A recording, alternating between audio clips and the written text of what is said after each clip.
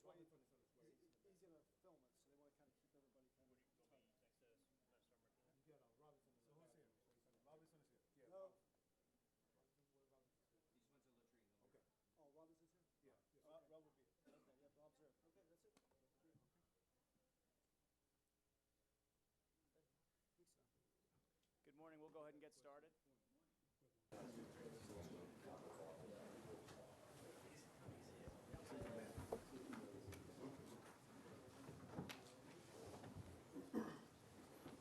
Good morning, everyone. My name is Chip Klingham. I'm a managing director in the investment banking division here at Credit Suisse. And on behalf of Credit Suisse broadly and the America's Veterans Network, I'd like to invite you to our building today. So broadly, welcome to the attendees. Welcome to retired Sergeant Major of the Army Kenneth Preston, distinguished panelists, and Credit Suisse attendees.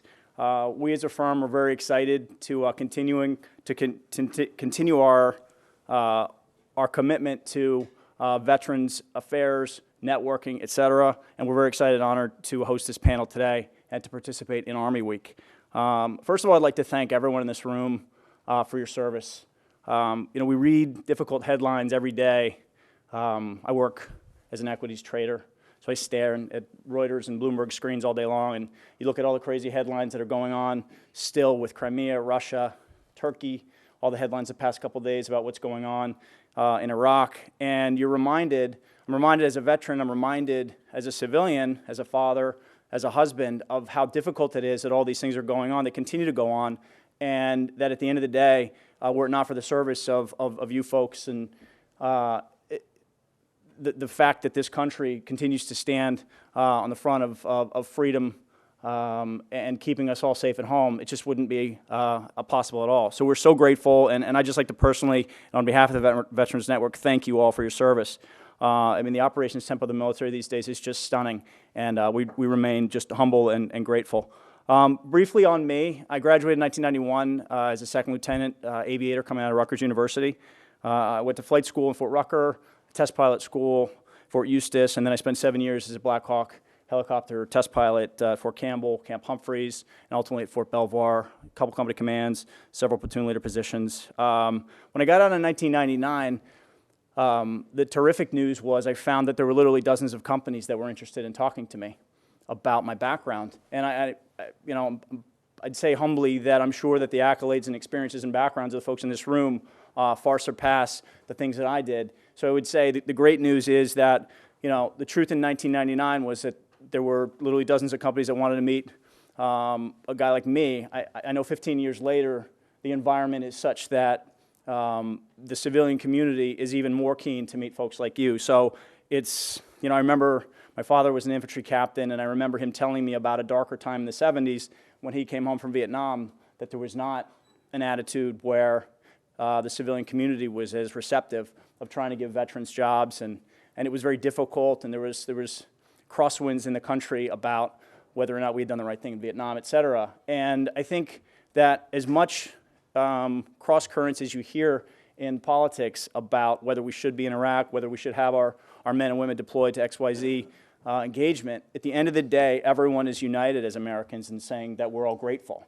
And so at least the attitude to our returning servicemen and women is, thank you very much. What can we do to open the door and try to make things right in terms of your transition back into the civilian workplace, which is unbelievable. And I think it's a terrific paradigm shift. It's so much better than it's better than it was 15 years ago when I got out, and then it was good, and it's so much better than it was a generation ago, as Sergeant Major I'm sure can speak to, and some of the more senior folks in the room might speak to. A few words on the America's Veterans Network here at Credit Suisse. CS started the first Veterans Network on Wall Street. It was formed in 2009. It's grown to several hundred people strong between veterans and also civilian patriots who are part of the network. And the mission is very simple, but it's important. The mission is to preserve and harness the camaraderie that veterans knew in the service. Through recruiting and mentoring efforts, the AVN promotes shared values of leadership, teamwork, and integrity, and seeks to forge new business opportunities for our firm through our military heritage. We also bring awareness to veterans' causes by promoting volunteer opportunities and philanthropic efforts across the firm.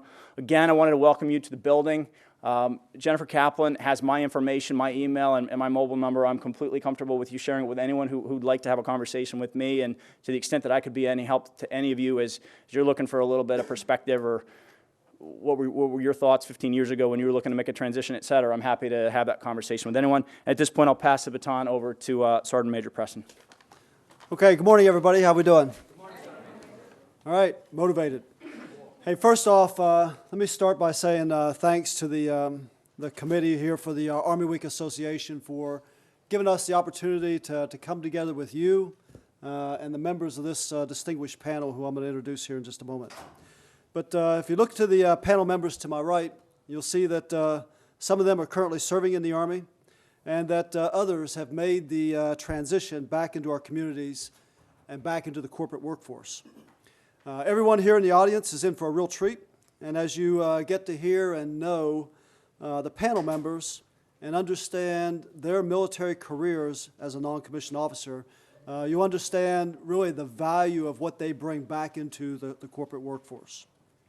Additionally, for those here on the panel, those that have made the transition back to the civilian workforce, you'll have an opportunity to learn about their experiences and how they've become successful as they transition back into their communities and back into the corporate workforce. You will find the biographies for the panel members in your programs, and you'll get a chance to hear their story during their introductions. It is our goal here this morning to leave you with a better understanding of their strengths, the characteristics and traits of non-commissioned officers across the force, and to gain an insight and appreciation for what they bring back to our communities and the workforce after they leave the Army. For those in the Army who are, for those in the audience who are still in the Army, still serving, and I see a number of folks out there right now that are in uniform, this panel will provide you with some of the steps that you can take to set yourself up for success as you transition back into communities and also back into the civilian workforce. Now, today's Army is currently working through a reduction of forces, as we call it a drawdown. And the Army has already transitioned out of Iraq and is currently in the process of transitioning out of Afghanistan. Specifically, the Army is experiencing the greatest loss of troops with a reduction of active duty forces from a high of 570,000 here in the last couple years. They'll transition down to 490,000 by the end of next fiscal year. And then further, they'll continue the reduction down to 440 to 450,000 by 2017. So this reduction of force structure is approximately about 25,000 soldiers per year for the next 4 years. In addition to these numbers, there are approximately 50,000 soldiers who will transition each year through normal attrition, after they've completed their service commitment or after they are eligible for retirement at the end of a career. Enlisted soldiers make up approximately 84% of the total Army, while commissioned officers and warrant officers comprise the remaining 16%. From the 84% of enlisted soldiers that join the military, 50% of these are non-commissioned officers that leave the Army with 4 to more than 30 years of service.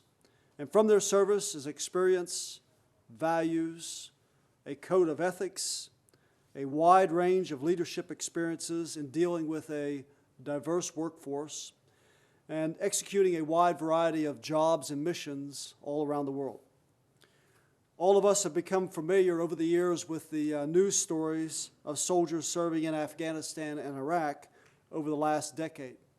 But the truth is that we've had soldiers serving in more than 80 countries all around the world during this time, and they continue that service with these countries today. While the Officer Corps commands Army units and organizations, it is the non-commissioned officers within the Army that run these organizations and make the daily routine business routine. Because of this managerial trait, their role in teaching and developing new leaders and the increasing leadership responsibilities that they have earned over the past 239 years, non-commissioned officers have become known as the backbone of the Army. At this time, I'm going to turn the microphone over to our panel members for their introduction, and they'll get a chance to introduce themselves and talk a little bit about their current position as well as their background experiences. So with that, Sergeant Major, I'll start with you. Good morning. My name is Command Sergeant Major Hector A. Prince. I'm the Fort Hamilton Sergeant Major. I've been in the Army for the last 30 plus years. It's a long time, man. It's because the Army's been good to me. I want to tell you, I'm the oldest of 5. I have 4 other brothers that are serving in the military, wear the uniform. I'm a father of 3 girls. 2 of my oldest girls wear the uniform. So I believe in this organization a whole lot. I'm from Panama. I was raised in Panama. I came to the United States and went to high school right here in Manhattan, Lower East Side. I come from a very poor place, but I could tell you today that because of the Army, I'm not where I used to be. The Army had really, really put a sense of responsibility in me, and I am who I am today, all because of the Army. I could tell you today that most of my peers that grew up with me, unfortunately, some of them are dead, and so, some of them are in jail. But I thank today for the United States Army, which kind of saved me from these traits. So today, I'm proud to be an American soldier. I'm proud to be a Sergeant Major, and I'm proud to be here in the United States. Who? Well, how do you top that? How do you follow that? Right? So, Master Sergeant Adam Martinez, 18 years in the Army. No, I'm getting there, Sergeant. I'm getting there. I'm an armor crewman, so I'm a tanker by trade. I came from Fort Benning as a first sergeant, and now I work under the Chief of Staff of the Army's office and the Soldier for Life program. I'm married. I have 2 great kids, still learning because they're 6 and 3, so there's a whole lot more to learn as a new parent. Still working that issue. So the Soldier for Life program. So a lot of you don't know what it is. Some of you are still learning. A lot of us, some resources here know who I am and what we do. But real quick back brief. 2 years ago, the Chief of Staff, General Odierno, when he first took over, he immediately on his travels, obviously, and camps, posts, and stations, was consistently hit up with outside resources. You know, I want to help veterans. I want to help your soldiers as they transition. I want to do whatever I can. So anywhere from employment to health resources or to some sort of education training. So he goes back to his office and he's got this giant stack of business cards and didn't know what to do with them. But he knew that he had to reach back out to these folks and get them to reach back out to our soldiers. So he's the Chief of Staff of the Army, right? So I'm going to create an office and I'm going to put this to work. So 2 years ago, he gets a post brigade commander and he brings him in his office and says, okay, Colonel, develop a team, here's the concept, which is with a blank piece of paper, and come up with a concept of where we can connect our soldiers that are transitioning with the resources available in America or in abroad. So that's how Soldier for Life came about. We connect Army, governmental, and community efforts to facilitate the transitioning of our soldiers, retired soldiers, veterans, and their families. To make sure that those who are serving, and we still say that everyone is still serving, regardless if you're in uniform or not, to make sure that they leave the service career ready and find established networks of enablers, connecting them with the employment, education, and healthcare required to successfully reintegrate into civilian society. And that's what Soldier for Life does. Appreciate it. Thanks. Good morning. I'm Wayne Robinson. I retired from the Army after 26 years as a Command Sergeant Major. I actually served here in New York City. My last station was here in New York City as the New York City Recruiting Battalion Command Sergeant Major. So I transitioned In 2011, went to NYU for about 6 months while I prepared for MBA. After that, went to University of Chicago, got my MBA, transitioned into a hedge fund, stayed there until October of 2013, and then from there I became the president and CEO of Student Veterans of America. And at Student Veterans of America, what we do is we help individuals transition, military members, former members, student veterans transition from active duty, reserve guard into college, in and through college. So we give a few scholarships, we develop programs, but more recently we made history by convening and developing the first study of graduation rates since 1944, and is the first live set of data that ever existed for veterans. So if you look at number of vets up here out in the audience have graduated from institutions, but there was no one out there that could tell you what was the graduation rate. What's the graduation rates of student vets? What's the graduation rates of vets from the 70s?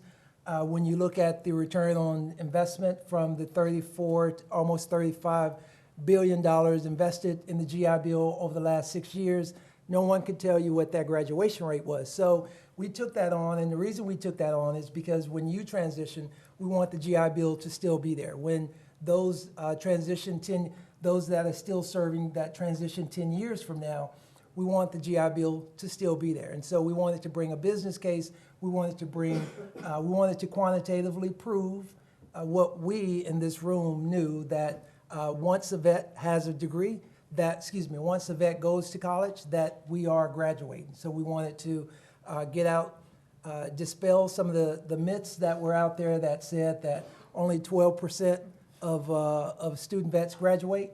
And what we found was that number was 52.7%. And when you say, well, 52 is not great, but when you look at, we're called non-traditional students, so we're not tracked by Department of Education. So DOE, Department of Education, tracks first time, full time. So that 18-year-old fresh out of college. Adults are not tracked. So when you look at that adult population that was tracked in 1996, that graduation rate was 28%. So against similar population, 28% vets graduate. At 52%, when you look at the national average for 18 to 22-year-olds, that graduation rate is about 50, between 50 and 54%, depending on who you ask. So that's what we wanted to bring to the conversation. We'll continue down that path, and I'll talk a little bit more about education as time permits. Thanks. Sorry, Matt Pelak. Thanks for having me here today, Chris and Sergeant Major Preston. Joined the Army out of high school, 1996, which seems like forever ago. Stayed on active duty for about 3 or 4 years, got out, joined the Guard, and went to school to become a paramedic, which is something I'd always been interested in. In the Army, I was an infantryman, and still am in the Guard, serving as an infantryman. Had some tremendous experiences in the Army, and I think something that you don't realize when you're in the Army, but you realize when you reflect on your experiences, are the things that the Army teaches you indirectly but not directly. The experiences that the Army puts you in, that you take so much knowledge and experience away from, that during the time you're probably complaining about it or cursing someone's name, or like, what the hell am I doing here? And then 2 years later, you find yourself on the civilian side at a job, managing a complex problem, and you're like, wow, that was easy. Oh, that reminds me of something I've dealt with in the Army. And then all of a sudden, you've got the knowledge and experience to manage that, which is one of the many reasons why I'm so grateful to the Army for the experiences that I had, and some of the things that I continue to try to encourage my soldiers to learn and develop, and to look at their Army experience, military experience in general, sort of outside the box occasionally. Take a step back and look at it. What's the Army able to do for me, and what am I able to do for the Army and my subordinates at the same time. Around 2010, my ex-girlfriend went on a blind date with a guy, and this is a long story, but said, hey, I know a guy, he's kind of weird, but his organization sounds cool, you should check it out. And it was called Team Rubicon. Went to the website, and it said, we're using military veterans to respond to natural disasters in the U.S. and around the world. And that sounds pretty cool. It sounds almost too good to be true. So I sent this guy an email, signed up for Team Rubicon, and there was about, I don't know, probably 25 or 30 people volunteering, just going to natural disasters. They went to Haiti.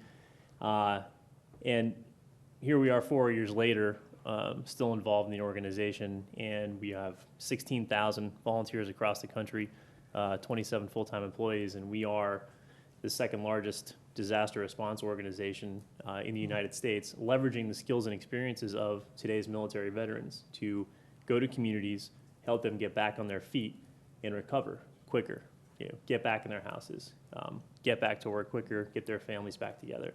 And military veterans are the centerpiece of that, using the skills and experiences they develop as leaders, going into towns, giving people a hand, and indirectly affecting national security. When America's stronger, at home or abroad. And the experiences I had in the military were able to give me the knowledge and experience to help grow Team Rubicon along with a team of incredible people, and Jake Wood and William McNulty, our co-founders, to something that truly makes a difference and works with great organizations like Student Veterans of America and a few other folks. So looking forward to talking about the power of the NCO today. Okay, good morning, and thank you for having me this morning, Sergeant Major, and everybody. I am a retired soldier and a soldier for life. I joined the Army in 1978, which most of you, some of you are not even born at that time. I hail from Puerto Rico. At the time of my enlistment, my English was as good as I could probably get to pay and chow, and my drill sergeants were very clear to know that although I couldn't follow many instructions, I could get to the chow line and I can get to my pay. Those were my early days. I am what I consider myself a product of the Army system.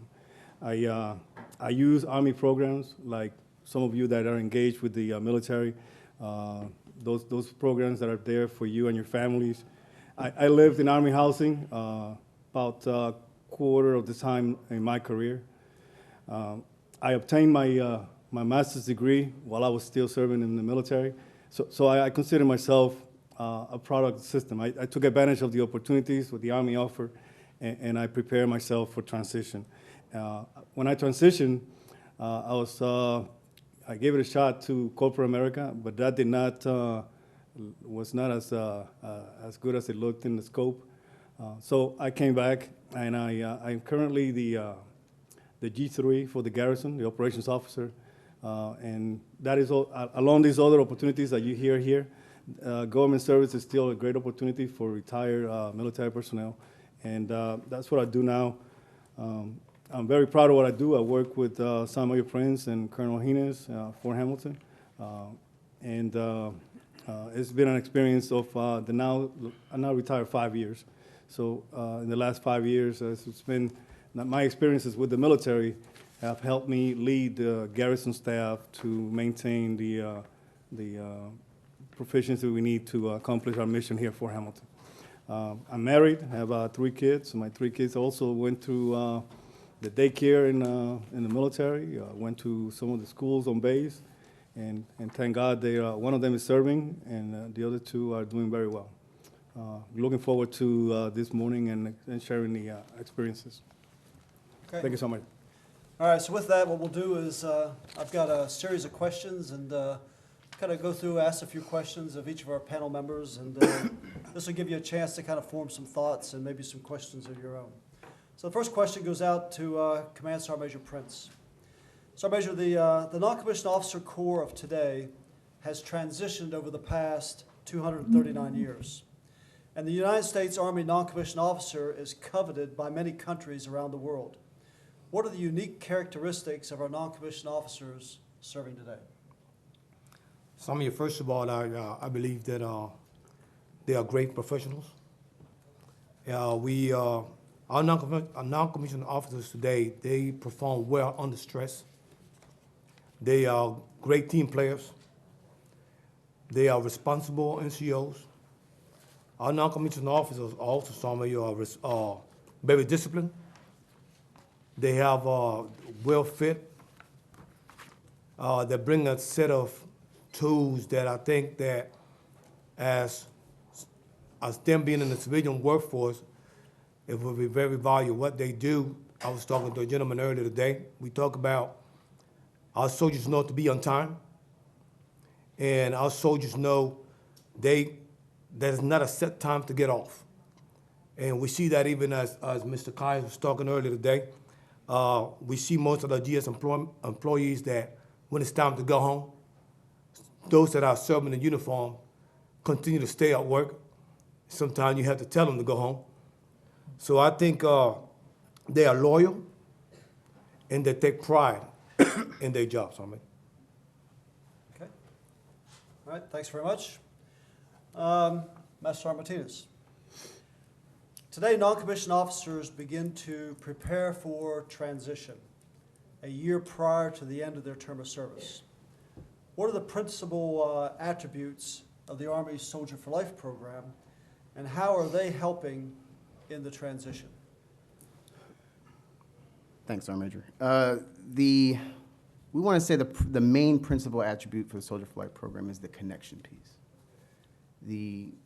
Bringing that resource back so that way the soldiers that are transitioning, regardless of grade, know what's available out there. And not just local communities, but nationwide. Another one is the mindset. We want to change the mindset within the Army that you're always prepared for transition. Transition is a process, it's not an event. We don't want to make it seem that the 1 year mark of when I leave the military is when I should prepare for transition. You should always be prepared for transition. Because regardless, you're going to take the uniform off. It's not forever. Some of us believe that it's forever. No, but we're going to take the uniform off. So you should always be prepared. And how do we prepare? So how do we prepare ourselves as soldiers and NCOs, especially the NCOs? Focusing on credentialing and licensing, apprenticeship programs.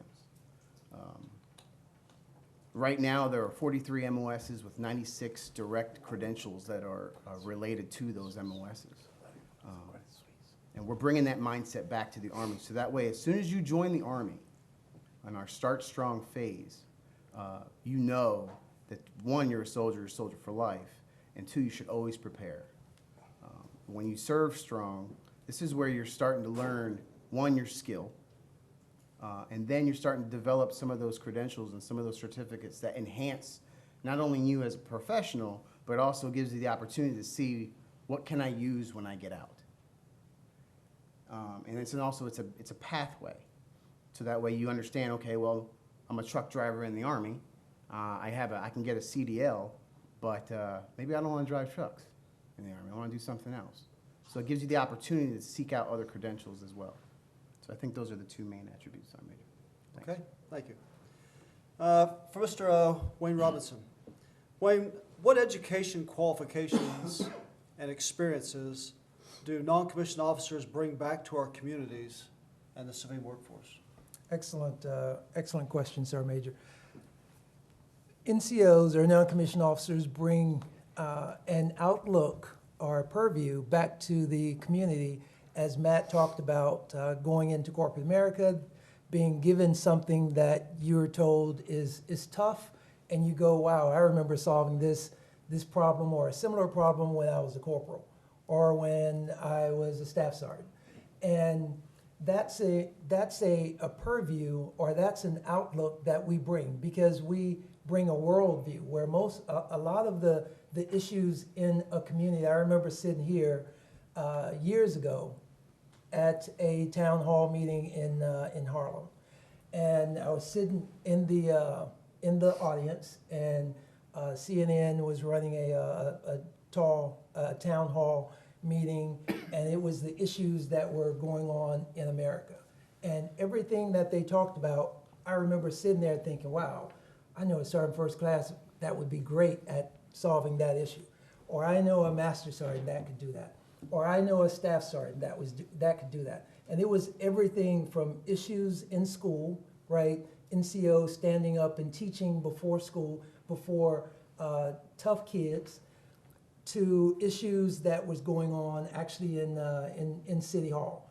I knew NCOs that could bring value to that. Now, the issue that we have in transitioning, as Master Martinez talked about, is credentialing, certifications, et cetera, right? Being able to have those in the civilian community recognize the training that we receive in the Army. So when we show up, we know that we're qualified, we know we've been trained, we've been through cycles. A lot of us have even taught these issues that they're facing. But getting the civilian community to recognize that is a gap that we have to work on closing. So, thank you. Okay, thanks very much. Mr. Matt Pelock. Matt, non-commissioned officers are known to be adaptable during adversity. Is this a trait needed today in the corporate workforce, and how do you sell it as a marketable skill? Thanks, Sergeant Major. Absolutely, it's absolutely needed in the corporate workforce, in the public service sector. My background, for the most part, in the last 15 years or so, has been in the public safety sector. I've gotten to a few other spots since then, but one of the most difficult things to teach someone, anyone really, is how to make decisions, be decisive, operate as the member of a team, but also be able to make decisions independently of their supervisor. NCOs are, a shining example of someone who's capable of doing this. NCOs take the information that they have in front of them based on what they know the commander's intent is and what they're looking at in front of them, and they make decisions based on that. It's not always the perfect decision, but it is generally the 70–80% solution for the time being. At that moment, in the split second, making a decision and pushing forward, not waiting for a 100% solution, hemming and hawing about things, and saying, well, what if this happens? I better call the boss. I don't know. If you are able to employ a non-commissioned officer, give him or her clear guidance, and have them understand your intent, and they will carry out their duties accordingly and with your intent in mind. And then that just doesn't have to mean that they are outdoing a skill that involves danger or some sort of crisis situation. As I'm sure people that work here in the finance world, every day is probably a crisis, more so managing millions and billions of dollars, and the NCO is just as capable of managing situations like that.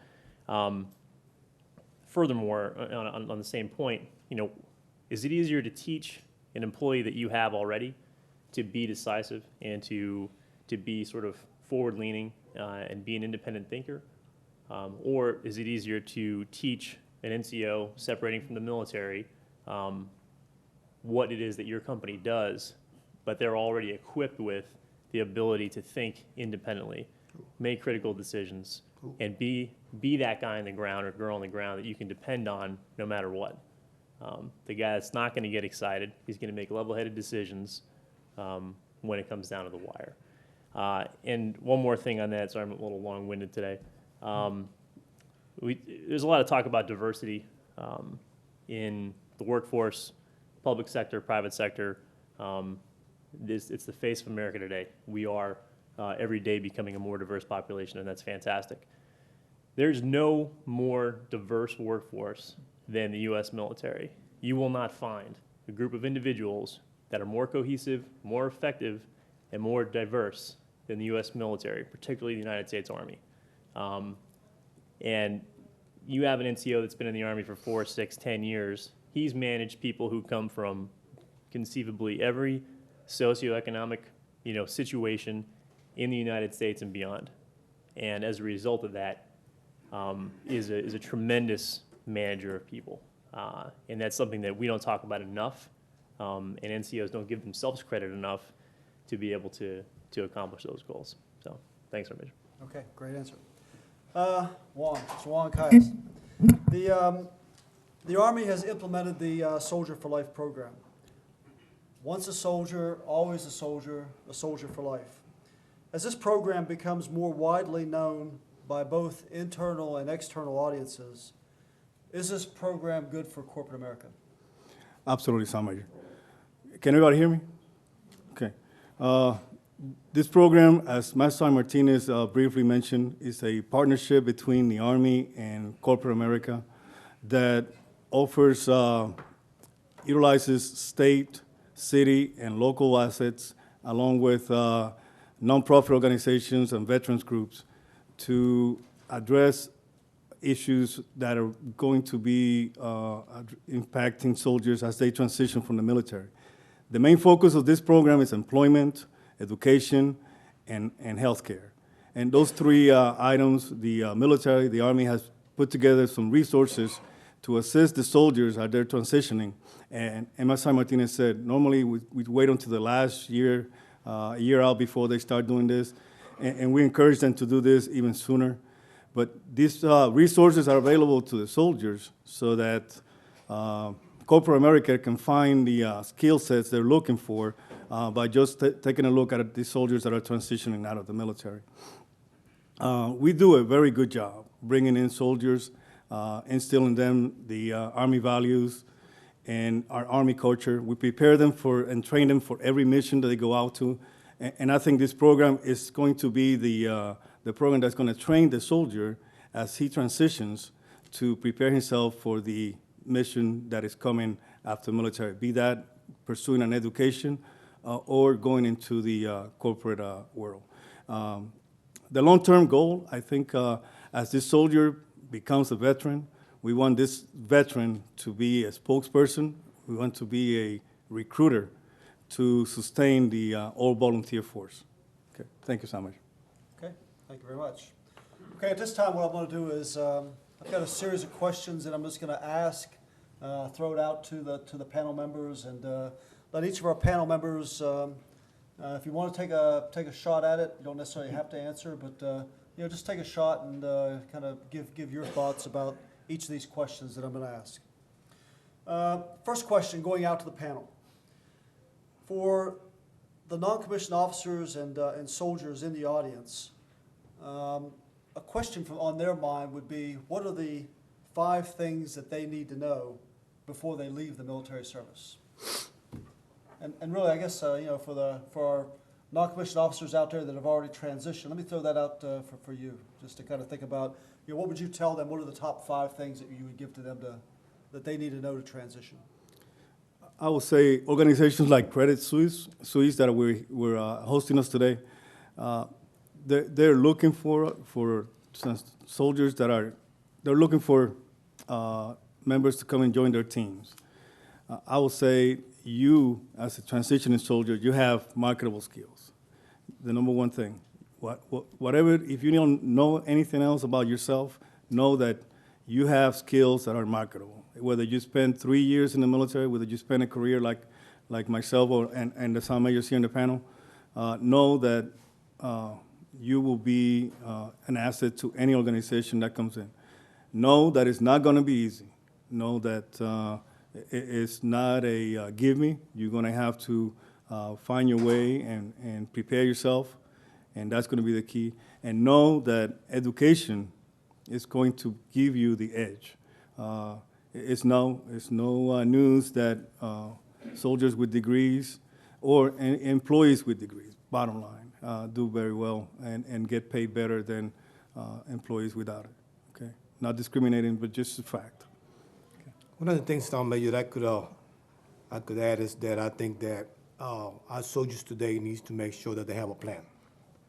Needs to make sure that they have a plan and they could follow the plan that they have with short-term and long-term goals. I'll give you an example. I said earlier, I've been serving for over 30 years, and I have, my brothers have served in the military. My brother just one of my youngest brothers just retired in November. And one of the things that I kept telling him is that, hey, you need to have a plan. You need to have a plan to retire. Like Sergeant Martinez said, we're not going to be in the Army forever.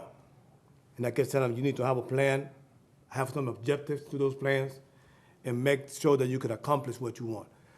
It will be detrimental to you to get out without having a plan. And I will retire probably in the next year, and I've been planning for retirement 9 years ago. And I'm telling you, I've been planning for retirement for 9 years ago because, as I was telling the retired Sergeant Major here, I had a colonel that set me down and told me, he said, as non-commissioned officers, we always know how to get things done, but we don't take care of ourselves. We're always working, taking care of others, making sure the mission is accomplished, but we don't take care of ourselves. And we are great planners, so we need to plan to be successful for ourselves. Also, we need to take advantage of ACAP. Most soldiers today, we are forcing soldiers. We're making sure that our soldiers go to ACAP. In the past, it wasn't something that we pay a lot of emphasis at. And ACAP is a program that it will help you to do resume. It will help you to know how to dress, to go to interview. It's a process that they teach you. So I said, main thing, if you going to transition, the first thing I think we should do is have a plan. If I can jump on that real quick. On lights of the Sergeant Major saying having a plan, doing research is something that we're really, really good at as NCOs. I mean, if anybody's got any operational experience as far as ops, you know how to break down tasks and complete them. So, with saying that, dig into the VA website, know your benefits. ebenefits.va.gov is the main source for the employer pipeline now that DOD is going to push, that has pushed. The First Lady announced it about 3 weeks ago. Look into apprenticeships, credentialing. Go on the BLS, the Bureau of Labor and Statistics, and find out where do you want to hang your head. So the military is broke down into the third rule. So a third will stay locally where they're going to retire or get out. A third will go back home to go back to that nest egg that they originally had before they joined the service, so that family, that connection there. And then a third go where the money is. So to help you with that, go on the BLS and really research, I want to go to Pittsburgh, Pennsylvania. So what's the economy like in Pittsburgh? What's the job growth? What's the unemployment rate? What's the unemployment rate for veterans? All these small tools that you can throw in your kit bag to really prepare you early. And if you're a leader, the only way that your soldiers know how to do this is if you know how to do this. So once you're educated on how to transition or prepare yourself for transition, the more your soldiers will be educated on it. That's all I have. Maybe I could dive in on that one. I have a lot of smart people that work under me and communications guys, and one of the things we always talk about is staying on messaging, so I'm gonna jump off the reservation and go off messaging and just talk from my heart on this one. First thing you have to do as NCOs, right? You have to believe when you have no evidence, right? So when you step out and you say, I want to do it. I want to do this. Doesn't matter if you were military policeman. Doesn't mean you have to go into law enforcement. You can dream, right? You can say, this is what I want to do if you're willing to pay the price. And so I wanted to go to Wall Street, right? And when I would say that, as a sergeant major, guys would laugh. And it would just make me want to do it more, right? And so a young captain who's sitting in the back there, Captain Gustav, right? I was all set to go. He and I would meet in the gym. I'd tell him about it. I'm going to business school. I'm applying to Columbia. I'm thinking about Harvard. I'm thinking about these other places.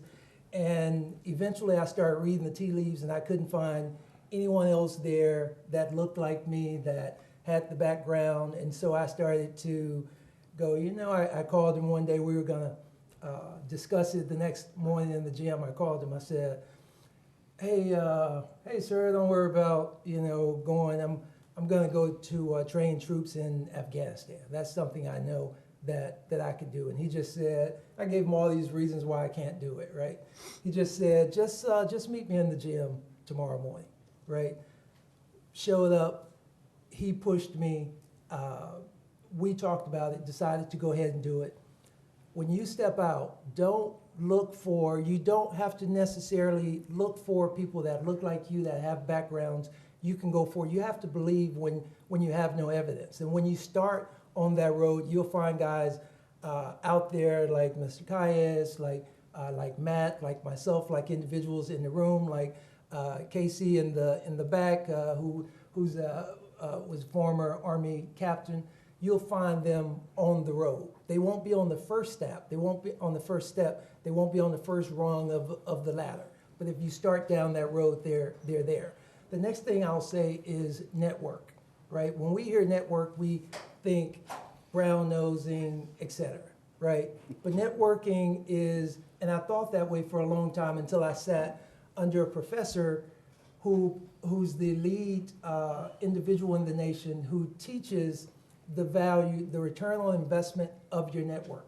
And he showed me in 30 minutes that the value of your network will determine your income. And once I understood that, on break, I went and changed my LinkedIn profile. and it's worked, right? So it worked for me. And the next thing I'll say is unorthodox, but set yourself on a program where you diet and exercise, right? Because you're gonna need high energy when you're going into these places to make a difference, and you need to look the part, you need to feel the part, and that for 3 months you may get nothing that tells you you can do this. The only thing you may be able to do is say, I can do 50 push-ups, right? That's what I know I can do. I can do 50 push-ups and I can run 2 miles. When I started in school, we started with, what do you know? I said, when they came to me, right, I'd spent about 5.5 years in special ops with Delta. I said, I know how to shoot and I know how to train soldiers. And everybody turned around, right, and started laughing. That's what I know. Other than that, I know I'm gonna kick butt in this class. That's what I know. And went on and you got to come in with a swagger when you have no evidence that it's gonna work out. So thanks. I'll throw my 2 cents in there too. And did you ever have to kick anybody's ass in class, actually? No, they all thought I could, so I didn't. But along the same lines with having a plan and knowing what you're going to do when you get out. And we talk a lot in the military about this sort of be, know, do style of leadership, and you've got to really know who you are as an individual, and you've got to be honest with yourself. Know what you're good at. Before you get out of the military, sit down with your supervisors and with your peers and say, hey man, what am I good at? Am I a good organizer? Am I a good leader? Figure out what your core competencies are as an individual, so you know what your foundation is, and you also know what you need to work on. Once you have that down, we don't talk about it enough in the military, especially from a professional standpoint, but once you have that, then okay, I'm good at this, I have good study habits, but I'm not a good organizer. Maybe I need to work on that. So I think it seems simple, but it's stuff that we don't do. So then, we sort of set ourselves up for failure as a result of not knowing what we're good at and what we're not good at. Being honest with yourself about that is the first step in sort of making improvements, learning new habits and good habits, things like that. If you've been deployed and you're getting out of the military, you've been in the military for a long time, and you're not going to therapy, you're probably wrong. So go out, find a counselor. I go every week. It's the best thing I ever did, and go and talk to somebody. So. Okay. Okay. Our next question I'm going to throw out to the panel. As non-commissioned officers begin their transition, do they need to go to school or training right away, or should they work for a while based on their learned experiences in the military, and then basically go to school to fill in the gaps in their non-commissioned officer education portfolio. So I'll kind of throw that out to the group. I'll jump on that one. Every day we're looking at education. So this is what we do 7 days a week. So we represent about 400,000 in our chapters. We're on over 1,050 campuses throughout the U.S. and 3 countries, and we advocate on behalf of 1.5 million. So I'll keep this short.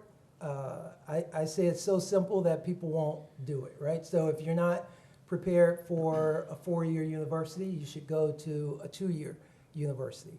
If you're, Matt talked about knowing what you're good at, right? I believe anyone can learn math, right? Especially if you start a year out. Math is a game changer. If you start practicing, you have free courses out there, MOOC courses. You have Khan Academy that can teach you everything that you need to know. And then you should look at high growth, high demand fields. There are programs out there that this is one of the things we're going to be pushing. We're going to partner with Microsoft. They're doing this in the Northwest. And it's a 4-month program where you go into IT. At the end of 4 months, right now they're hiring about 50% of the individuals. All are NCOs. I think there's been a couple of maybe E3s, E4s, but the majority are NCOs, all backgrounds. 4-month training period. Right now the Army's paying for it. They're using tuition assistance. At the end of it, they're walking into an $80,000 job. So while you're in IT, you can now work, continue your certifications, and you can go to school. So that's something that we're going to be pushing. So that's your work. That's a 2-year program, and then if you've been really preparing, then try go for a 4-year program. And of course, if you need additional resources, you can go to our website, and we can provide the data. These things exist. It's out there. There's a huge skills gap. Whether you look at high-tech manufacturing, you can get out and do the exact same thing. 4 months of training, get you $70,000, $80,000. The reason that they're looking for NCOs is I have it on good accord that when they do this same program, if you're going to go and get an individual from MIT, right, to go into IT, you're going to look at $100,000 in stock, $100,000 bonus, signing bonus, and then they're going to pay them about $125,000. You can go and find a staff sergeant, no signing bonus, pay them $80,000 to $100,000. They're able to start. They have all the soft skills that they're looking for. So we want to do that on 20 military bases. So we're starting in the Northwest. We want to spread that. So thanks. Okay. Anybody else? Thoughts? I would say that as you transition, so your situation may, if you have a family especially, may not allow you to really go full-time to go to college. But there's a lot of opportunities out there. One of them is the degree completion that some of the corporate organizations offer. You can join into one of those organizations, and as you work, you continue to make progress towards your education. But the key is whatever you need is going to drive what you do. Just kind of do not put aside your education and the opportunity to continue to make yourself better. Okay. All right, let me throw another question out. For the group, is it better to seek a traditional college degree, a technical degree, or venture out as an entrepreneur? I mean, as someone who went the technical degree route initially, I think that combining the skills and experiences of a non-commissioned officer in the military with a highly specialized technical degree, whether it's something in the construction field, something in the public safety field, like being a paramedic, is an incredibly powerful tool if you know how to go out and market yourself. That's the second half of it, right? You've got the skills as an NCO, you go out and you get a technical degree, and then you've got to lean forward a little bit and say, hey, here I am, hire me, this is why I'm good. So if you're able to match those two things together, not going right into a four-year degree isn't a horrible thing. You know, it's something that we need to be more, you know, promotive of, you know, to sort of let folks know that, hey, you know, and I think all of those fields are you know, critically manned right now, right? Those career fields are looking to hire people. There's never enough of those folks around. And I think because we just don't talk about it, right? The traditional path is you go to high school, you graduate, you go to college, you get out of college, you get a job, you get married, boom, you have kids, all of a sudden you're 35 and you're like, what the hell just happened to me? And I went the other route and stressed my parents out, but eventually they're happy because, you know, I'm happy. And it's okay to not go to a four-year degree if that's not what you want to do. So, yeah, I think it's completely up to the individual sergeant major just to, you know, wrap it back around and answer the question. And it comes back to sort of knowing yourself. Like, if you're a tech guy, go out and get that technical degree and lean forward. I mean, I've been able to work on 4 different continents as a paramedic for a lot of different, you know, companies and organizations and agencies. So it's, you know, the opportunities are out there. If I could jump on the entrepreneurial portion. If you look at, there are studies out there that show that those that have served generally make better business owners, and it's proven because of you. If you look at the attributes of a business owner and the attributes of an NCO, very similar. So my quick story is in school, decided to take finance and entrepreneurial route or concentration, and I only did it because my friends were there. I thought I'd sit in the back. We'd get through. We only had less than a year left. I'd cruise on out. But after one class in entrepreneurship led by the professor, I got up and went to the professor and said, hey, I think I know this deal. I see where you're going. And if you look at the lead, if you heard of the lean startup, right? So if you look, the individual that started that's name is Eric Rice. And he often talks about if you want to see an entrepreneurial team in action, look at a small Army team, right? Because the stuff that what they do is, or what's being taught is having a lot to do with very little money. I said, I'm an expert. I'm constrained resource environment. So decided to join a team of doctors in engineering. We're developing a device, this is what I do on the weekends and at night, developing a sleep apnea device. I knew nothing about engineering, nothing about, no medical background, but what I could do was learn what the engineers wanted to say and what the doctors wanted to say, because they couldn't say it to the general audience, right? I could learn what they were saying, and so I became the person that pitched for the team. And we won the Chicago booth round, then we won the North American round, and then we won the global competition. And everyone thought I had a medical or engineering background.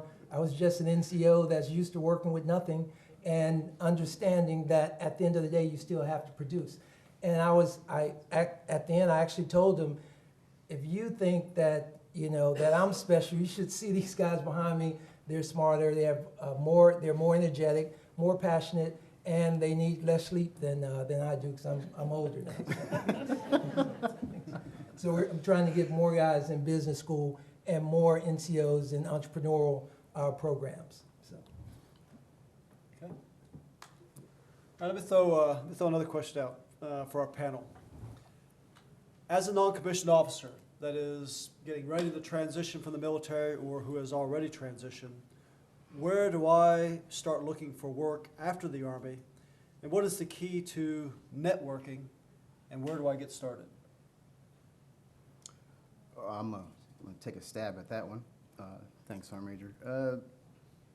So where do I start after the Army? And the key to networking. Well, we as NCOs, we've been networking our entire career. We know those first sergeants in those companies that we want to go get hired at. We know those sergeant majors that we're trying to get work for. So we kind of have an idea of how to network. The key is what platforms to use, because there's so many varieties, right? So you want to apply yourself to one of them, something. And the key to networking is to gather exactly what what the rest of the panel was saying earlier, successful networking because of the groups that you meet. So LinkedIn, right? So everybody's going to change their LinkedIn page, right? You got a bunch of them out there. Team Rubicon. It's just the value of knowing who to contact when you need a resource. And then where do I start looking after the Army? Goes on to my earlier point is you got to really know your research. Where do you want to hang your head? What's beneficial for the family? You know, are you out for the money? Are you out for the work-life balance? You know, we as NCOs, to hit on Mr. Robinson's point of we're adaptable. We're very adaptable to applying ourselves to anything.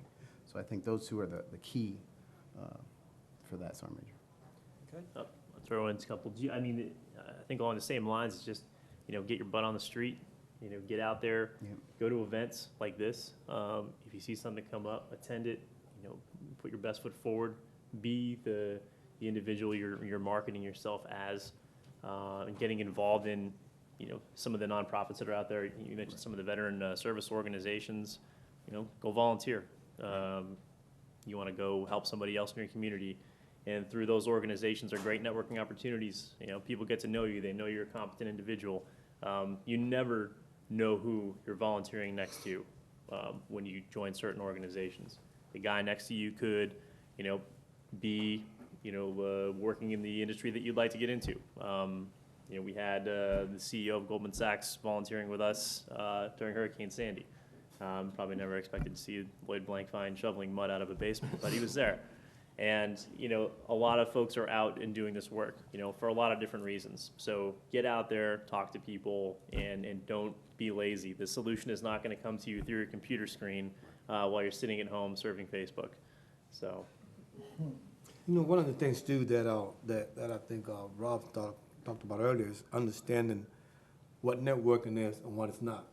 'Cause, you know, most people have a concept that networking is kissing butt. Right. And networking is not that. It's all about getting information, sharing information, building a relationship, and making yourself better so you can be more effective. So I think if we also kind of get at the myth that it's not kissing butt, and for what it is, I think we were more successful too. Okay, a couple of weeks ago, I was watching this concert that somehow was put together for the military, and as I was watching, some of the commercials was Walmart, and organizations like Walmart are now looking at hiring veterans, and they already put target numbers on those hirings. For example, that day I learned that they were looking to, in the next 10 years, or the next 5 years, hiring 10,000 veterans. I first think that you should not wait on, those of you in uniform, do not wait until you're out to network. You should start doing that still while you're in. But there's a lot of companies out there looking to hire, and it's public knowledge. Resources like Soldier for Life and some of the other resources that we have out there, take advantage of that, because that's going to give you, it's not going to give you a job. It's going to give you a link. It's going to give you a door that you need to open. And once you get in, all you got to do is show up. They'll hire you. It's basically look at yourself, put yourself together. Once you walk through that door of opportunity, you will get the job you're looking for. You know, on networking, I'll say first thing is I would, if you were my buddy and we were sitting having a beer, I would tell you, I'd say don't look for money. Don't say I'm looking for that. Money is important to everybody. We all need money, but you don't find it by looking for it. Because you end up in tough places doing things you don't like doing, making high salaries, but hating Mondays, right? So I say that I never look for a job. I look for opportunities. I look for big problems to solve. So I'd look out, and you look at right now, connecting veterans is a huge problem. Veterans in education is a huge problem. That's my passion. So I get lots of opportunities. I was sitting and talking to a gentleman. We were having lunch when I was learning how to network, and I was trying to find some common ground, and he was probably the most boringest guy I've ever talked to, right? So, I played with my fish, I drank all my water, I'm looking for a waitress, and so finally I said, screw it, I have nothing to lose. Let me tell this guy who I really am and what I really like. I said, you know what I really like? I really like education, right? So this was a big finance guy, right? I said, I really like education because what I think I can do, and I connected training soldiers, right, and NCOES system to urban environments, right? And I talked about how if we don't solve the problem in education, that we're going to have a recruiting issue, right? We're going to have an issue finding qualified individuals to solve the big problem to go into science, technology, engineering, and math. And I said, if I don't find the program that's out there myself, I'll start a school. And this individual we've been friends ever since because that was his passion. So when and he supported me, I sit on the board of a school in Chicago because this individual connected me. And so when you have a passion, don't be afraid to say, this is a problem, this is my passion. You'll always have employment. You don't have to go and seek jobs because jobs and individuals are looking for you. But if you seek opportunities to serve and opportunities to solve a problem, then you don't have to worry about, you don't have to seek jobs. So. Okay, good. All right, let me throw another question out. How do employers and human resource professionals find non-commissioned officers for key positions? I was just speaking to Master Sergeant Martinez about this morning, and it's, they find you because you write your resume in the proper manner and you're able to translate the skills. And resume skill translation is probably one of the biggest hurdles that we are dealing with as veterans today. It seems like the most trivial thing in the world, but we cannot, as veterans, tell the civilian world what the hell it was that we did in the military. It's a huge block, and it's got to start while we're in, before we go to the transition assistance class. And maybe it goes all the way back to when we get trained to do our specific job in the Army. And this just isn't the Army's fault; it's all of our faults, right? As civilians, as veterans, and we just need to find a better way to meet the two worlds and in the middle somewhere. The Army's unique, the military is unique. We have unique jobs, but at the same time, we've got to be able to tell that story in a language that people understand, that the civilian world understands. Nobody cares how many parachute jumps you have out of a C-130 aircraft, or that you're really good at clearing and entering and clearing buildings and all sorts of stuff. I mean, that's great, and it looks great on an NCOER, but there's got to be a way to translate that, and there is. I help a lot of my friends with it. I went through the same struggle myself. I went to a great workshop at Google, and I had some 23, 25-year-old hipsters that work at Google tell me how to explain my military experience to civilians, and it was like, holy crap! I can't believe I just learned something from these kids, and no doubt, and I'm forever grateful for that. So hopefully we can devise some sort of plan and method to start attacking this problem. So to add to that, two things that I know for a fact that the Army is working on, part of transition, is bringing the resume a little earlier in your career. So we are so good at telling our Army story and putting our soldiers on such a high pedestal and talking about the team, but we do such a bad job talking about us on the team, we and what our accomplishments are. And that's what corporate America says, because that's all I do. I go around resources and I find resources, and this is what the HR manager, talent acquisition groups, this is everything that they're telling me. So two parts to this. So first part is telling the Army and telling our soldiers in transition, or even earlier in their careers, to use ACAP, because Sergeant Major Prince hit it hard. You got to use the resources available that you have. So ACS, ACAP, and a lot of other nonprofits that are out there that can help to really narrow down, to take out the jargon. Corporate America only knows 5 ranks in the military. 5. It's private, sergeant, captain, colonel and general. So when I walk in and I say, okay, quick, pop quiz, what's this? Super sergeant? They don't know. So they don't know the levels of the rank structure, and so on the second part of corporate America is teaching those HR managers the value of the veteran. Teaching them that this is the skill set that a staff sergeant brings to the table.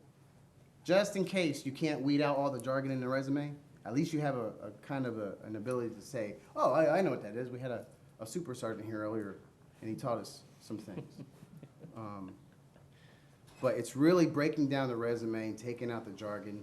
You don't have to say I was a platoon sergeant. That's what we were talking about earlier. I was a junior manager. You know, management, supervision, and leadership. That's what corporate America wants out of the veterans. That's what they desire, but we don't sell it right. You know, we say things like, you know, kicking in doors, and I've deployed 6 times. You should hire me. Well, it's great, but what did you do in that deployment? You know, what did you lead? What logistical aspects were that? So those are the things I would say. Okay. All right, let me throw another question out for the team here. For everybody, I am a human resource professional looking at resumes to fill vacancies in an organization. And I find the resumes for non-commissioned officers, they do not give credit to the talents or the accomplishments, much of some of the things you were just talking about. What can non-commissioned officers do to tell their story? And what can I, as an employer, do to understand the capabilities and the talents of the individual? So two-sided questions. You have from the soldier perspective, but also from the employer perspective. Yeah, well, remember what I said earlier? No. So, well, like I said, 2 ways. Prepare yourself early. So in the Army, we will be bringing in the resume early in your career. You will be having, this is going to be written in doctrine that you will, before you even go to a senior leader course, that you will write a resume prior to going. And then prior to going into ILE, which is, I think, the first field grade school that they go for junior officers. Why do that so early in the career? Because it's critical in your career, and you as a leader and a non-commissioned officer should be teaching your soldiers how to write resumes. So that way they can be better prepared. So you have a guy who's been in for 4 years, and I want to get out. Sergeant, help me. So what's his first line supervisor going to do? Go ACAP, and then they'll help you. But you can give them the basis, the ground. We're not saying you're going to be perfectionists at it, but we're saying at least give them the heads up. Telling your story. Like I said, take out the jargon. Use the tools that the ACAP centers will have, ACS and some of the nonprofits that are in the area for those that are already out. There's a bunch that I can't even, there's 44,000 different resources in the United States that offer some service to veterans. Over 44,000. New York City is huge, so just keep that in mind. There's a lot of opportunity out there. We just have to look for it. You can't, like they were saying earlier, you can't sit on Facebook hoping that it comes out at you. I'll say from the employer perspective, you want first, well, actually from the soldier perspective, the NCO perspective, understand what the employer is looking for, right? So you wouldn't go on a mission. You would never go blindly into a mission with one perspective, right? So you become as much of an expert as you can when you're going on a mission to look at you the way your the opposing, the enemy would look at it. So we're not saying HR is the enemy, but we're saying to look at. Some. So we're saying, but I am saying to go into the situation understanding what they're looking at. If they don't understand you, their view maybe comes from television, right, and the news, and so it's they've deployed, they have PTS or PTSD. They could show up and shoot up the place, right? So what you want to do is be able to let them know you're willing to lessen the risk by saying, I'm willing to go into an internship program, right? Because if you're willing to go into an internship opportunity, it lessens the risk on the company, it lessens the risk on the individuals. So when you look at a lot of companies say we hired 10,000 people, 10,000 vets last year or in the last year and a half, and then inside I go, and how many are still there, right? Because the retention rate, there's an issue. So there's only about a 35% retention rate. That's what's not being advertised. So the way that we're approaching it is we're pushing internship opportunities. Now, in us representing ourselves, the first thing I got beat up on by Captain Gustav is I had a lot of we, the team, all of these things, right? All these pronouns that talked about us, and they weren't hiring the team, they were looking to hire me, right? And so what you want to be able to do is learn the language, be able to share stories of you when you faced adversity, what you did to be able to get through the adversity, because what you want to do is represent that you have all the soft skills that they're looking for in an excellent hire, and the only thing you may be missing are some of the hard skills, which are generally pretty teachable through repetitious type of programs. So better representation of yourself, learn the language of the business, right, to be able to write in their language, and generally you can get that on the website in the way that they represent themselves.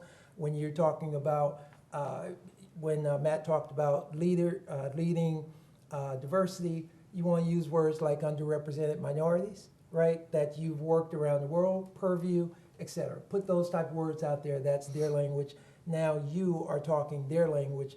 Our issue is we want them to talk ours. I'll say that one of the hardest things as I was transitioning was the talking about myself, selling myself. It was always the team effort. Everything we did, we got credit. Everybody got credit for everything we did as a team, and that's the military way. That's the soldier way. But as you try to market yourself. Use resources like Matt mentioned, San Martinez. Clean your military. Do not leave it out. Do not leave anything out. Just kind of translate that into a language that any HR specialist can associate with, that the words they're looking for, so that they can give you the opportunity. The worst thing you can do is to think that what you did had no value or was not important. Leave that up to the one person reading your resume. Do not leave anything out. Just market yourself totally. Just put it all out there and see what you'll see what opportunities will come. Just a quick comment for HR managers, recruiters, and employers. Go into this, I think, with a little bit of an open mind from the perspective that the veteran's coming from. Right? Obviously, no one's asking anyone to give anyone or any veterans special treatment necessarily, but as we attempt to translate our skills to the civilian world, maybe think about ways that civilian jobs can fit into the experiences that we bring to the table as veterans. Challenging veterans, giving someone a position that will engage them and allow them to show you what they're best at. So, I was thinking about, like Robinson was talking about earlier, and we talked about it earlier about non-commissioned evaluation report, like NCO. When you have an NCO and when you go to a board, you're competing against other members and other peers. So you want to make sure that your resume beats the other guy. So you have to make sure you understand, okay, who's my audience? That's number one. Who's the audience? And you have to have those skills of writing. As a non-commissioned officer, we all know that if I sit on the promotion board, and I was talking to Rob earlier, and I look at records, and you have guys that have done the same thing, but somebody know how to say it better than the other one. And that's the key. Knowing how to say it better than the next man and articulating what you want to say in a way that they'll buy off on it. And that's the way I see it. Okay. All right, so with that, I I want to stop at this point and then really open it up for the audience, for everybody out there, to give you a chance now to ask questions, to engage with the panel members and talk about some of those things that maybe you want a little more clarity or a little more information on. Yes, ma'am. Hi, my name is Elena Myers. I'm the Director of Vet Recruitment for the MTA. Can you tell me, we're doing a really good job, but we want to do more. What would you say, from your perspective, what would you say is the ideal company what would make a company the employer of choice for a service member? We were like, oh, I want to go there, you know? That's a very I good don't question. know if that exists. I don't know if that's Right. even possible. We're going to make it exist. I mean, it's, You know, yeah, well, like, I think you brought it up earlier. You got to know yourself, and if it's appealing, that's what you want to do. I mean, because Is there any program that you've seen that you said, wow, that's really cool? I've said wow about 500 times this whole year. I think the MTA is an attractive Yeah. career option either way, right? Particularly if you're from the area and you understand that it's a great job. And I think just getting the message out that you're looking to hire veterans, that's probably the best thing you can do, is just letting the veteran world know that, hey, we want to hire vets, and we appreciate your service, and we understand how valuable you are. And if vets know that, if they know that they're walking into a friendly environment already, that's enough to get a lot of folks to walk through the door, I think. The vet culture, if you're trying to, the vet friendly, and you have success stories. My success story right next to me. I know, Brad, but the success stories, because everyone, well, when you're trying to appeal the crowd, they want to see results. So that I can do this and I can do that, but if you have nothing to back it up, you're not going to sell it. So we would say that the more success stories that you have, and bring that veteran culture in to show that it's a veteran, a community already developed, I mean, that's what's going to make more success. I'm bragging right now. 29% of our security team is vets, current and former. So, Yeah. and our goal is within 2 years to make it 50%. So. Free Metro cards for vets, is that what I heard? No. You come work for us. We gotta talk. If it's messaging you need to get into the Army services, whatever, let me know, and I can push that through our channels and through. Yeah. Let's dial it up offline. Sure. Good. Yeah, great question. Good discussion. Yes, in the back. Hi, my name is Matt DeRozier. I'm a social worker with the Department of Veterans Affairs, specifically the Vet Center program. It provides readjustment counseling services for combat veterans and families. My question is for the senior enlisted rank of the Army. What can we do better as the VA and as community-based resources to facilitate a warm handoff for the veterans who are getting out of the Army, who are going to civilian life, so they don't fall through the cracks and aren't aware of the opportunities that are available to them? Go ahead, Ron. I was going to say, you know, when we're looking at the transitional process, first I'll say this, right? So I know that the VA has been getting beat up in the media of late, right? But I work very close with the VA, and there are some good stories out there also. So when you look at the way the GI Bill was handled, right, that needed to be redone overnight, and it happened, right? So when you look at the vet center, right, so there are 94 vet centers. They're on campus, right? So those that are in college can get counseling. They can be referred while at school. They can, if they need to apply for benefits. It's one-stop shopping, and it's actually the VA on campus. There are 94. Of course, we need more, but those work very well. I've spoken to just this week. Spoke to former Sergeant Major of the Marine Corps, Carlton Kent, former Sergeant Major, Master Chief Petty Officer. Yeah, Master Chief Petty Officer Joe Campa, right, and former senior enlisted Philip Jandro, right. What I asked them to do, and I'm going to ask Sergeant Major Preston, when we're done here, is we have a seat at the table in education. Well, we're developing one at the table in education for TAPS. And I think there needs to be a senior enlisted voice there. And so I'm going to ask them to look at what we're proposing, because these are the individuals that's been on the ground, that's been training troops, that's been making warriors out of 18 and 19-year-olds and building in the individuals that you see up here. It was the NCOs that came before. So I think we can do a lot more, because when I look at the programs that are out there, I see holes, right? I see a lot of items written by academics that's never wore the uniform, and I'm not saying that's a bad thing that they haven't, but there's a good portion of it that's been informed by smart individuals that haven't wore the uniform, but there's a portion that needs to be informed by the senior enlisted that's been solving problems for a very long time. So I think that we can do more, and hopefully we'll have something in the next month or so. So those are my thoughts. Yes. Hello, my name is Anita, and I work with Easter Seals, New York, and our program, I'm a case manager, and our program basically helps veterans transition from being active duty or reserve into, civilian life and help ease the transition. One of the things, we're an employment-based program, so initially we want to help with employment. We want to help you get a job. We realize there's barriers to employment. So the question I have is, how do I get an organization like mine that has all of these different resources, all of these supportive services that we're begging vets to come to? How do I get us out there as far as outreach to let it be known that this is what we provide? These are the kind of services that we can help you with.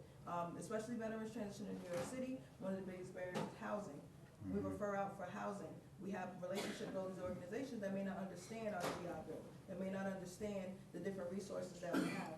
How do we get into, I guess, the bases, or get into to ACAP, get into these organizations or these programs to push what we have?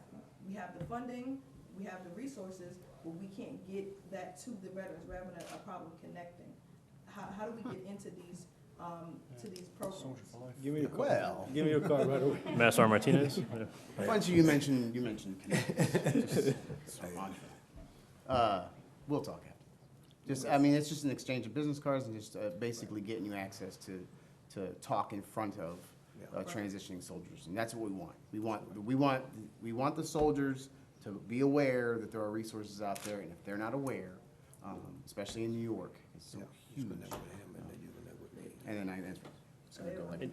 I just recently separated in October, and I knew nothing about these resources. Right.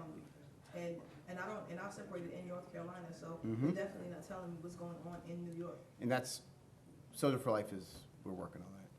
And just to add to that, you guys aren't the only organization. Like I hear this all the time from corporations, from nonprofits. Like, how do we reach more veterans? And it's an issue that the Army's trying to deal with, the military's trying to deal with, but also us in the veterans nonprofit sector. How do we connect all these different forces that are all trying to help veterans? And it's still a challenge. Yep. So. Okay. But just to piggyback on Danita, I'm Gary Harvey, U.S. Army veteran, currently Vice President for FDM Group. We just talked this morning about, we have a free training program in IT that basically trains veterans and then deploy them to companies like Credit Suisse and Deutsche Bank, Bank of America. And we still have trouble getting in that, providing free training and hiring them for a minimum of 2 years. The problem is, like, we were talking this morning, is some of it is pride issue. They come to a training program that, yes, it's a non-paid training program for about 8 weeks or 6 weeks, and we realize it's a lot of, vets that come out, and they're